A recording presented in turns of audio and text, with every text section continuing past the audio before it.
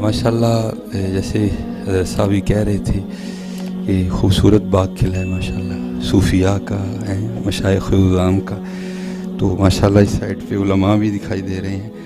तो मेरी बात ज़रा थोड़ी याददाश्त कमज़ोर है मुझे नाम नहीं याद रहते। तो माशाल्लाह सारे ही मेरे सर का ताज हैं। तो क्योंकि वक्त भी काफ़ी हो चुका है, तो मैं बस जो है ना वो आप सबको सबक ही सुनाने, तो दुआ बस कीजिएगा कि अल्लाह करम करे। बस आप सबसे एक ही गुजारिश है कि किसी भी दोस्त ने पैसे फेंकने के लिए नहीं उठना, ठीक है जी। अल्लाह आपको जनाब इससे डबल अनायत फरमाए। लेकिन जो अदब है ना वो बड़ा ज़रूरी है। हुज़ूर नबी अलैहिस्सलाम का ये बड़ों का नाम लिया जा रहा हो तो सबसे अच्छी बात ये है कि बस बैठ के सुनो उसको। हाँ, अगर दिल कर भी रहा है तो बड़े तरीके से उसको चला दो आगे, लेकिन बस जो है ना वो बैठ के अदब सबसे पहले है जी। बाकी जो है ना वो बात की है, क्योंकि हज़रत किताबों में भी बड़ा कुछ पढ़ा, लेकिन इस नालायक ने अपनी आँखों से भी बड़ा देखा है। तो अब बस कुछ और ही दिल करता है हज़रत जी। ये नहीं को हज़रत साहब बैठे हैं तो मैं इसलिए बात कर रहा हूँ, मेरा मिजाज नहीं इस तरह का है जी। लेकिन जो सच है मैं वो बयां कर रहा हूँ कि हमारे शहर सियालकोट में ना मेरे बड़े मोहतरम हैं सेठ इब्राहिम साहब उनका नाम है, और ग्लोरियस के नाम से माशाल्लाह सियालकोट में उनकी बहुत बड़ी फर्म है। तो जो उनके वाले साहब थे ना वो हुज़ूर पीर सैयद नसीब अली शाह साहब के मुरीद थे रहमतुल्लाह तआला। तो बड़ी गुर्बत थी उस घराने पे, मैंने तो देखा ना, बड़ों से भी सुना। तो उनको हज़रत ने एक मेरा ठियानी शायद अनायत फरमाई थी। तो अक्सर रो के कहते हैं यार तीसरी नस्ल साढ़े को ठियानी नहीं मुकी है। तो क्योंकि हज़रत जी या नबी या नबी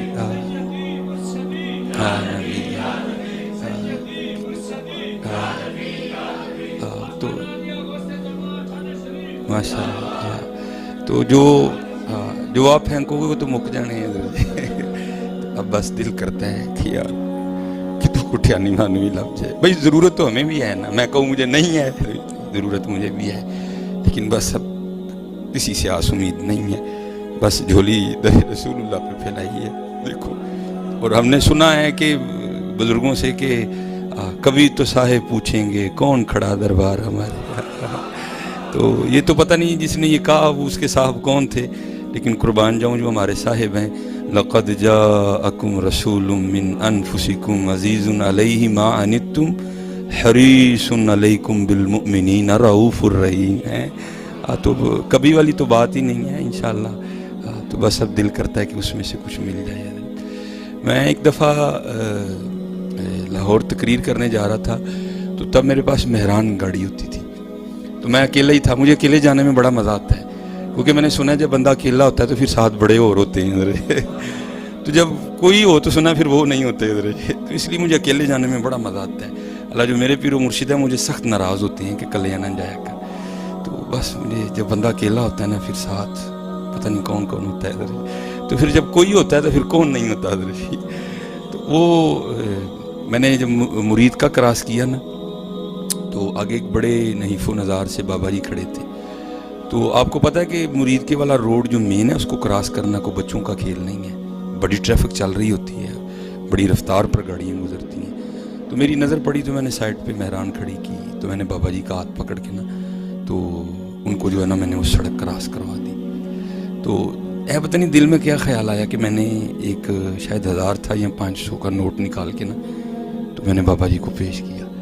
तो मुझे नहीं था पता कि ये वो हैं जिनके लिए गालिब ने कहा था बदल कर भेष फ़कीरों का गालिब, तमाशा अहले करम देखते हैं।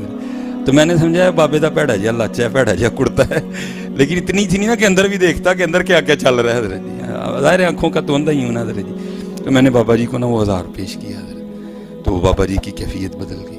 तो उन्होंने पता क्या किया, वो हाथ में 1000 का नोट रख के ना उसको इस तरह किया और फूक मारा, तो मट्टी बन के उड़ गई सारी है। मुझे कहते हैं पता नहीं तू की समझे, यही तो यही समझे। वो मैं जी नस गया छड़ के, मैं छड़ के नस गया। तो ये हमने कुछ बड़ा समझ लिया इसको। मैं ये नहीं कहता कि ये कुछ भी नहीं है, लेकिन ये बड़ा कुछ नहीं है। इसलिए कोशिश करो कि हज़रत इन रंगों को निकालो अपनी महफ़िलों से। हाँ, नात खां को देना, आलमी दीन को देना, ये हमारे नबी अलैहिस्सलाम की सुन्नत है, लेकिन तरीका अदब वाला होना चाहिए। मोहब्बत से पेश कर दो तरीके से। اور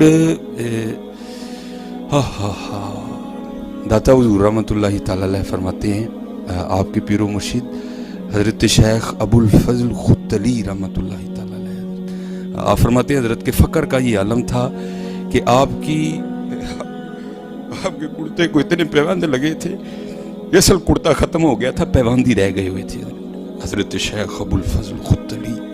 اور میں کہتا ہوں یار کیا ہوں گے ابو الفضل جنہوں نے سید علی بن عثمان اجویری بنائے، کیا مقام ہوگا۔ تو یہ داتا حضور کشف المعجوب میں لکھتے ہیں اپنے ایک پیر بھائی کے حوالے سے کہ کہتے ہیں مجھے بس کوئی سلسلہ تھا، تو میں نماز فجر پڑھنے کے بعد نا تھوڑا میں بیمار ہو گیا، تو حکیم نے کہا کہ وہ پتے لے کے آنے ہیں جن پہ اوس پڑی ہو، جسے تریل پئی ہو۔ تو کہتے میں درخت پہ چڑھ کے نا تو پتے توڑ رہا تھا، تو ادھر سے حضرت شیخ ابو الفضل خدلی رحمۃ اللہ تعالی علیہ آ گئے۔ تو ظاہر ہے حضرت جی اگر آپ بھی درخت پہ چڑھے ہوں اور حضرت تشریف لے آئے ہیں تو آپ نے بھی چھپنا ہے کہ حضرت صاحب نے کہنا یہ تو سرے سرے درخت پہ چڑھ کے کی کرنے ہیں۔ تو کہتے میں نے بھی خود کو پتوں میں چھپایا کہ حضرت مجھے دیکھ نہ لیں، لیکن کہتے جب حضرت میرے قریب آئے نا تو میں نے حضرت کی آواز سے جان لیا کہ حضرت اس وقت اپنے حال میں نہیں ہے۔ سیو نہیں میں رانجا سدو ہیر نہ کھو کوئی، رانجا رانجا کر دی میں آپ پہ رانجا ہوئی۔ کہتے میں سمجھ گیا کہ اس وقت ہیر نہیں ہے، اس وقت کچھ اور ہی ہے۔ اچھا کہتے جب حضرت میرے قریب آئے نا تو حضرت کی یہ آواز میرے کانوں میں پڑی، کیا عرض کرتے ہیں، کہتے ہیں یا اللہ پورا 1 سال گزر گیا، تو نے مجھے 1 درہم بھی عطا نہیں کیا، میں نے بھی نہیں مانگا ہے، لیکن یہ ہے کہ اب میرے بال اتنے بڑھ گئے ہیں کہ اگر میں کٹواؤں گا نہیں نا تو تیرے محبوب کی شرح ٹوٹ جائے گی، تو میں اپنی ذات کے لیے نہیں مانگتا، اس لیے 1 روپیہ دے دے تاکہ میں اپنے بال کٹوا لوں۔ تو داتا صاحب کہتے ہیں کہ جب حضرت شیخ ابو الفضل خدلی رحمۃ اللہ تعالی علیہ کی زبان سے یہ مصرع ادا ہوا نا تو حضرت اس درخت کے نیچے آ چکے تھے جس کے اوپر میں چڑھا ہوا تھا، وہاں آ کر یہ فکر ادا ہوا میں اپنی ذات کے لیے نہیں مانگتا، کیونکہ ہمارا مسلک یہی ہے جیو میرے دکھ وچ راضی میں سکھ نو چلے پاواں۔ ہاں حضرت مولا علی مشکل کشا رضی اللہ تعالیٰ عنہ کوفے کے بازار میں تلوار لہراتے ہوئے پوچھ رہے ہیں ہے کوئی علی سے یہ تلوار خریدنے والا؟ اگر علی کے پاس اپنا تیبند خریدنے کے پیسے ہوتے تو علی کبھی یہ تلوار نہ بیچتا حضرت۔ ہاں کیا حضرت پیسے نہیں تھے؟ کلما دخل علیہا زکریا المحراب وجد عندها رزقا قال یا مریم انا لکی ھذا قالت هو من عند اللہ ان اللہ یرزق من یشاء بغیر حساب۔ اگر حضرت مریم کے لیے پھل آ سکتے ہیں تو کیا مولا علی کے لیے تیمد نہیں آ سکتا؟ لیکن کیا تھا جی وہ میرے دکھ وچ راضی میں سکھ میں چلے پاؤں حضرت۔ یہ ان کا مسلک ہے حضرت جی۔ وہ کہتے ہیں فکرہ تب ادا ہوا جب میں اس درخت کے اوپر تھا اور حضرت نیچے تھے، یا اللہ میں اپنی ذات کے لیے نہیں مانگ رہا، نہیں مجھے نہیں چاہیے کوئی بھی، جو تیری خوشی ہے وہ میری خوشی ہے، لیکن اب بات ہے تیرے محبوب کی شرح کی، اگر نہیں کٹواؤں گا تیرے محبوب کی شرح ٹوٹے گی، یا اللہ 1 روپیہ دے دے تاکہ میں بال کٹوا لوں۔ کہتے حضرت نے جو مصرع ادا فرمایا نا تو جس درخت کے وہ نیچے تھے میں اوپر تھا، قدرت الہی کے سارے کا سارا درخت ہی سونے کا بن گیا۔ کشف المعجوب شریف بیان کر رہا ہوں، لیکن قربان جاؤں حضرت بونا بابے ہوتے بھی آپ فرماتے ہیں حضرت نے ایک پتا توڑا درخت سے نا، ایک پتا توڑا اور پتا ہاتھ میں لے کے آسمان کی طرف منہ کر کے عرض کرتے ہیں ان اسی منہ کو گال بھی نہیں کر سکتے اور وہ پتا پھینک کے چلے گئے حضرت جی، نکلو یار ان کا نکلو اور اپنے بڑوں والا رنگ لے کے آؤ یار، لوکاں دے دیتے مک جاندے جو خدا دی قسمیں مک جاندے آؤ ہن چولی در رسول اللہ تے پھیلائی حضرت۔